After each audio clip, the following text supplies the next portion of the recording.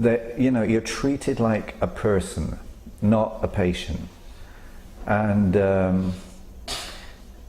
in my opinion, I mean, I teach tourism studies. Medical tourism is going to be a big thing in the 21st century. India has advantages that other countries do not. You know, I'm sure China's very good for medical, but they don't speak English. You know, India, anyone from anywhere in the world can come here and can communicate. If they can get the same level of service from global and other places, you know, why do it in Europe? You can get the same service here, if not better. In fact, one thing that really surprised me when I came here is as I was introduced to the medical staff, I was really surprised how many of them came from UK hospitals. You know, from Guy's, and all the famous hospitals are represented here. So they must have left a very big gap when they left the UK. So in terms of, you know, patient service and care, I can't think of anything that there was only two things, because somebody asked me to think about what could we do better. So I sat down thinking for a couple of days, what could they do better? And as you get more patients from Europe, I think you're going to have to get more satellite TV channels, you know, German, French, Russian, and all the others. Yeah, but that was the only thing I could think of. In terms of patient care, I couldn't think of anything. Yeah? And as I said, I teach tourism. I've taught students in the best hotels in the world. So my standards are very high. And they have been met or exceeded. So in that respect, I cannot fault Global at all. It's very simple. If I ever, I mean, God forbid, but if I ever need any other procedure, ever, I will be flying back to India to a global hospital to have it done. Basically, the long and short of things is smoking burnt out my arteries. Thankfully, my surgeon repaired them and has given me a new lease on life. Had it not been done, I would be dead today. It's as simple as that. Not because of the original problem, but during the procedure he also discovered I had some blood clots which had not appeared earlier, and fortunately, because of the angioplasty, it was easier to remove the blood clots than had it been you know, bypass surgery.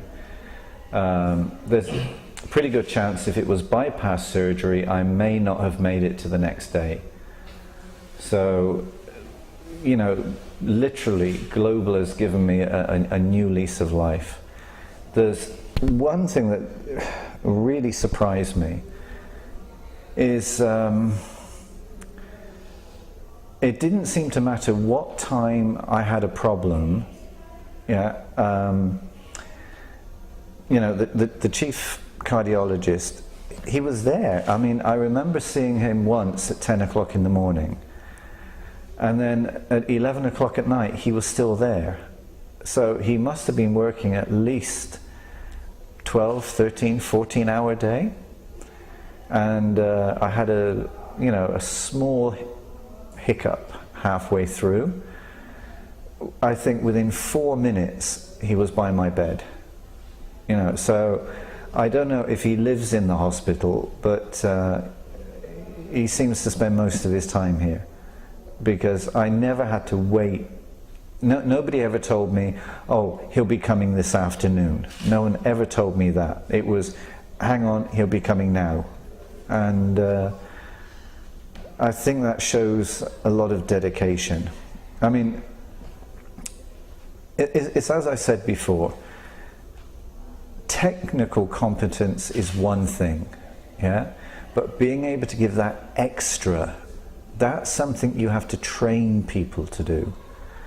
So I'm really, really hoping that Dr. Rajasekara is going to try and instill these same values into his team, you know, because I'm sure his team's going to grow over the years, but if he can instill that same dedication, this hospital, I mean, Global will be a good name for it, because it will be a world beater, yeah.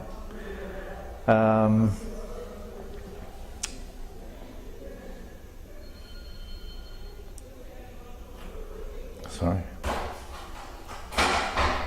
Another thing that really gave me a lot of confidence is through another source. I heard that Dr. Rajasekara had one patient who was 75. I think half his heart was already dead.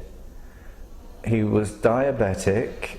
He had 4, 5, 6 blockages, whatever. And using the same procedure, he saved him. Now, my condition was nowhere near as bad as this. So, of course, I'm going to be very confident. If a 75-year-old man with a critical heart condition, I mean, I think literally half his heart was dead, and it still worked. So, if that man had undergone bypass surgery, I mean, there would have been no chance. He's too high a risk.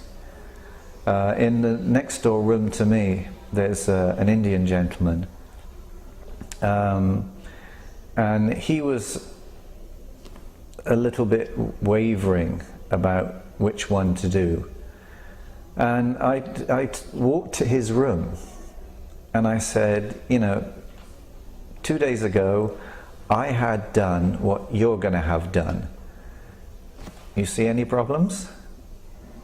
So he was very, I feel very confident in recommending this whole procedure, and not just the procedure, the place where it's done, because I don't want people to tell me, I'm an adult, I'm reasonably informed, I read magazines, Time, Newsweek, all these, and they have lots of medical articles. And I know that stents now, the new ones, the drug-coated stents, they're permanent. They're not going to go wrong in 5 minutes. I will probably die of something else before this goes wrong. And because of their manufacture, they actually bond with the artery, so they become part of the body, which obviously can't be bad, can it? Yeah. So, I can't give you technical explanations, but I can tell you, what people write about in medical articles in international magazines. And for many countries, if you offer anything other than angioplasty, they will simply go elsewhere. I mean, I would have. Irrespective of how nice the doctor is, how nice the hospital is, my first priority is the procedure. Yeah? If that doesn't meet my expectations, then I'm not interested. No point giving me a nice room, nice service, if you're going to perform an operation I don't want. So, hospitals have to keep this in mind. Patients have concerns. The first one is the procedure. If you get that one wrong, it doesn't matter what else you do. I mean, this hospital's really nice. It's in a country area. It's almost like a country club. You know, in the evening you can go out, you can sit in the garden, you know, you get fresh air. It's, you know, it's really pleasant. You know, some hospitals, all you can hear is the traffic outside, you know. So here it's very restful and everything. But that wouldn't have made any difference to me if I wasn't getting the treatment that I wanted. But fortunately, I got it. And, you know, as I said, I'm a bad patient, I know I am. But if I'm honest, the pain was less than having a wisdom tooth taken out, if I'm really honest, because I've had impacted wisdom tooth. That took me a week to recover, you know, and it was really painful. This and the leg, after 2 days, finished. So, you know, to anyone worried about pain and discomfort and so on, if you've had a tooth extracted, it's not as bad as that. Okay, my surgeon understood me very well. He knew I was very nervous and so on and so forth. A very big surprise was during the entire procedure, I was allowed to use my MP3 player, because I don't want to see anything, I don't want to hear anything, I don't want to know anything. So I could just plug myself in, turn the music on, I was gone. And again, I don't think there's many hospitals that allow you to do this type of thing. But again, imagine the extra little bit of confidence it gives you, because it does. And this is something that a good surgeon will inspire, is confidence. You know, even when things, you know, you may not understand what's happening, but you can see in the surgeon's face, he's confident, he's happy, he's not worried. You don't feel worried. If he starts looking worried, of course you're going to get worried, you know. So you know, he was very good. So for both procedures I had my MP3 player. He was very sneaky for the second one, because I had a panic attack. He apparently, I didn't find this out till later, he apparently used a needle that a very small needle that they normally use on babies. Yeah, so I couldn't feel a thing, you know, but it still worked. But you know, he realized I was under stress, so he said, okay, he's under stress, right, I'll do this to make sure he's not under stress. And then after that, it was, you know, piece of cake. But even then, with both procedures, there were unforeseen complications. There were blood clots and so on. And this is all back down to the smoking. I mean, you know, bad lifestyle. But what's happening in the world now is that Westerners, we're stopping smoking. Young people don't smoke in the West anymore. So the tobacco companies have to sell their products somewhere. So they're selling it to India and Pakistan and China, and now you people are going to start dying. Yeah? So I've been to India many times. I don't know, 30, 40, 50 times I've been to India. I love the country, I love the people, and I just don't know what to say except please don't smoke. When Mr. Peter came to me and asked about the problem, I found he was about to have a heart attack, but still the heart muscle has not damaged. He got 2 blocks in the left side arteries of the heart.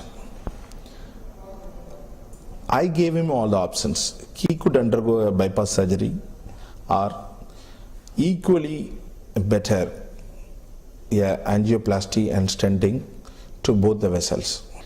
He has chosen to undergo angioplasty because of various reasons. It is almost very less risky, and most of the patients we do, you can discharge maybe on the next day, and some of the patients, if they are fit, you can discharge the same day. So, in addition, he got a block in the major arteries of the left side of the leg. I told him, although he was advised to undergo bypass surgery for both, I told him he can successfully undergo angioplasty and stenting for the arteries of the leg also.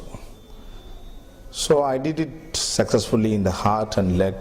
He is totally fine.